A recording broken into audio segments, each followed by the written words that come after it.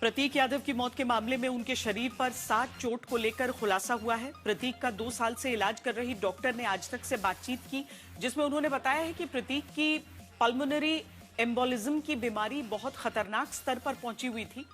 चोट लगने की उनकी पुरानी हिस्ट्री है। डॉक्टर का कहना है कि 29 अप्रैल को जब प्रतीक उनके पास आए थे तब बाथरूम में गिरे थे। इसके अलावा कल भी वो किचन में गिरे थे और चोट भी थी।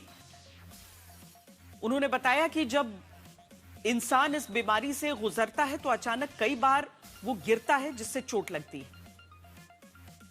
ये बताइए कि जिस तरीके से प्रतीक यादव का कल देहांत हुआ है, निधन हुआ है, किस बीमारी से वो जूझ रहे थे और कितना ये सीवियर था? काफ़ी सीवियर डिजीज़ था सर को। पल्मोनरी एम्बोलिज्म डिटेक्ट हुआ था अभी लगभग 2-3 हफ्ते पहले, जिसकी वजह से ब्लड थिनर्स थे और ब्लड थिनर्स पे होने के बावजूद उनका दूसरा एडमिशन जो हमारा ये 29 अप्रैल वाला जो हुआ था, उसमें उनका हार्ट भी इन्वॉल्व हो चुका था।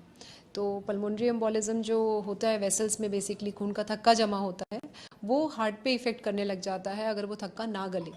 तो ये काफ़ी सीवियर डिजीज़ थी और सर को इस बारे में पूरी जानकारी भी थी। तो ये जो उनकी मौत हुई है और ख़ास करके जो पोस्टमार्टम रिपोर्ट भी आई है, वो भी इसी तरफ इशारा कर रहा है।